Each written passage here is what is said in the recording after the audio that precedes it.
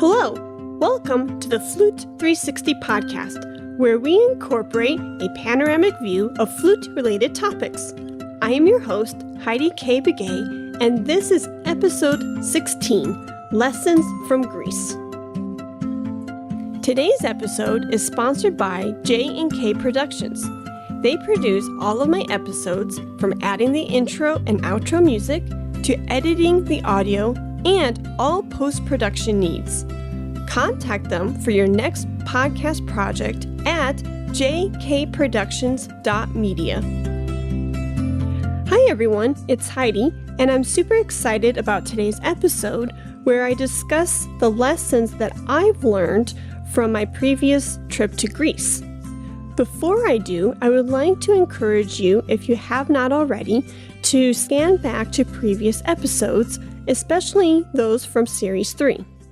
From Series 3, there was a wealth of interviews that I conducted between myself and my colleagues and friends. Those interviews include discussions and conversations with David Straubinger, Christopher Cox, Beatrice Macias, Dr. Danette McDermott, and so much more. With that being said, if there's a particular flutist, entrepreneur, or orchestral musician that you would like me to interview, feel free to shoot me an email at heidikbegay@gmail.com, and I will be in touch or in contact with that specific flutist and set up a future interview. Now, let's dive into the lessons that I took away from my previous trip to Greece. My husband and I traveled to Greece for about 3 weeks. The first couple of weeks we were in Athens, and then later went up north to the second largest city in Greece. During this time, we got to see all the historical monuments, such as Acropolis, and we got to eat new foods and meet new people, which was super, super exciting. After the first 2 weeks, we then went to a music festival hosted by Navart and Anatolia College. This music festival was super enriching for me, as not only as a flutist, but as a person, and I grew in a lot of ways. During the week, there are many different music events hosted by the music festival, such as student compositions, faculty recitals, student recitals, and at the end of the week, there was an opera production. It was really neat to see how the faculty and students collaborated to bring all these music events to life, and for not only the music festival to enjoy, but also for the public to enjoy as well. So I say all of that because if you're interested in such a program, you might want to check out Anatolia's College 5th Summer Festival next year, and the host of this festival is organized and hosted by Dr. Navart Verone Galileas.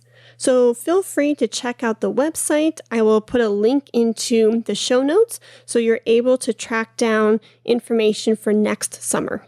Because I was very blessed to have 3 weeks to unwind and have vacation time with my husband, and to also learn from Dr. Galileas, I would like to share with you those lessons that I've learned during my 3-week trip. The first lesson that I learned, especially from Dr. Navart Galileas, is strive to be an encouraging, supportive teacher. So this kind of piggybacks off of episode 8, Student Success. So if you haven't heard episode 8, feel free to go back and check it out. But what I've learned from watching Dr. Navart Galileas teach, not only to the other flutists, but to myself, is she was incredibly encouraging, supporting, and I think that this strengthens the student to build confidence in themselves as a player and as a musician.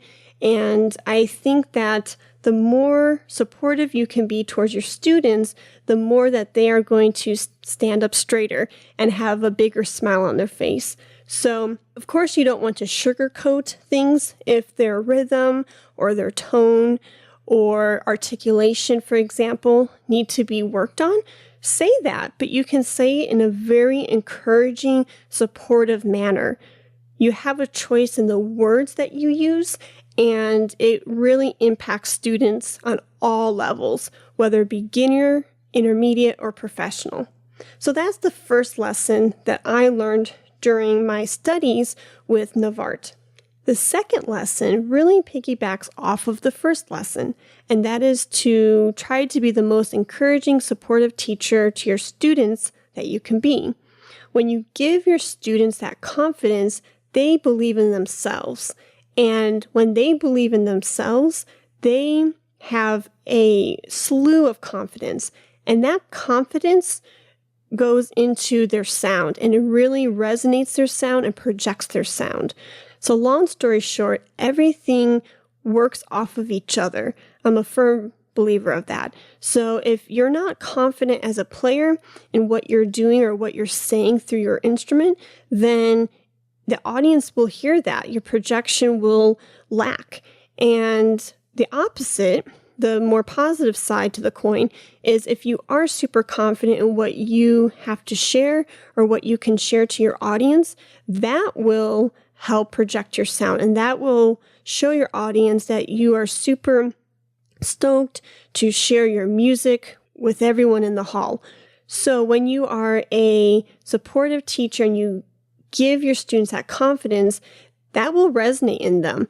And one way that it will resonate in them is their sound. Their sound can project more, be fuller, and have tons of resonance. And I feel that that second lesson from my Greece trip really piggybacks off nicely and syncs up really well with episode 14, where Dr. McDermott and I addressed the issue of performance anxiety. So we talked about yoga, we've talked about deep breathing, and other methods to help you with performance anxiety. But another tip that I would like to throw in the mix is the one I just shared, and that is to be confident and to have confidence as a performer, whether you're on stage or you're giving a master class, whatever the case may be. If you show that confidence to your audience, then you are going to diminish that performance anxiety. The third lesson that I learned during my Greece trip is to travel.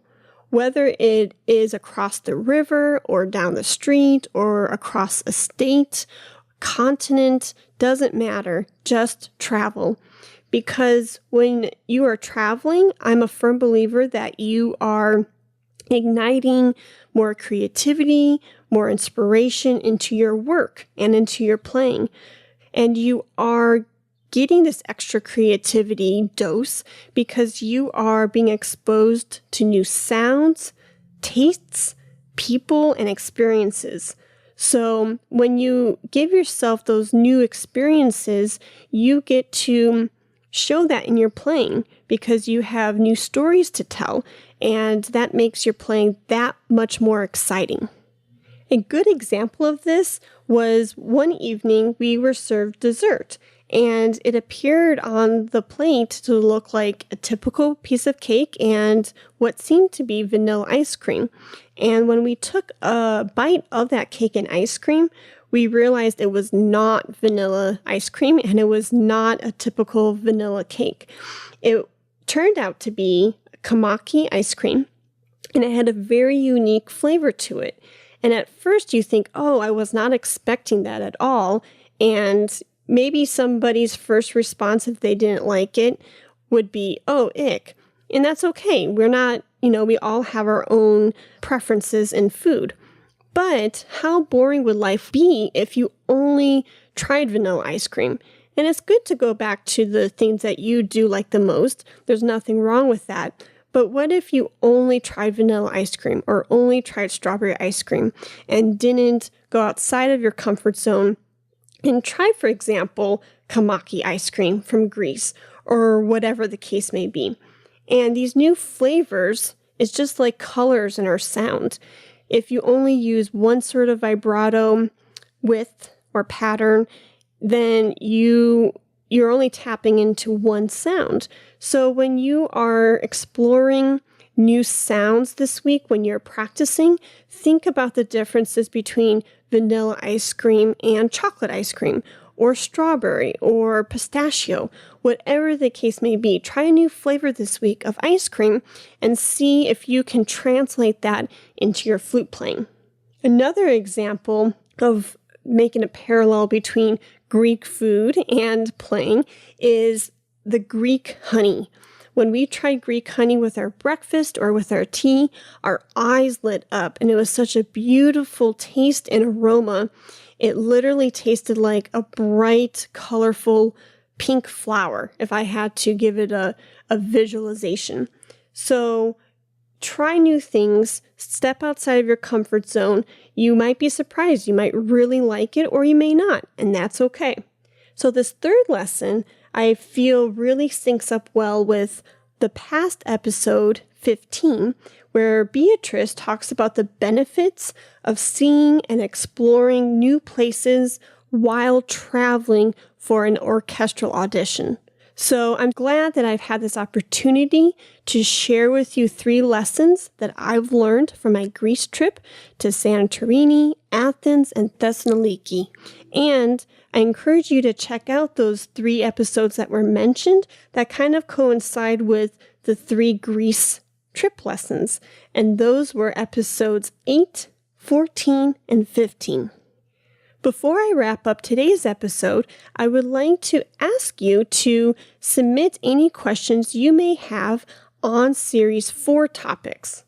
Series 4, as mentioned a few weeks ago, is going to be talking about the job application process.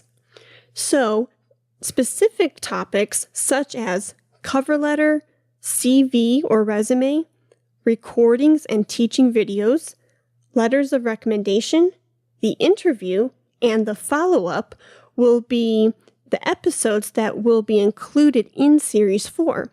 So as I am getting ready and gathering my materials for these 6 episodes, if you have a specific question on one of these topics, feel free to email me at heidikbigay@gmail.com, and I will definitely include it into that specific episode.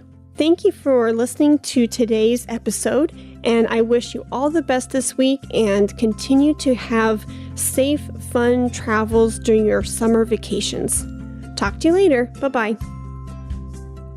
Today's episode is sponsored by J&K Productions. They produce all of my episodes, from adding the intro and outro music to editing the audio and all post-production needs.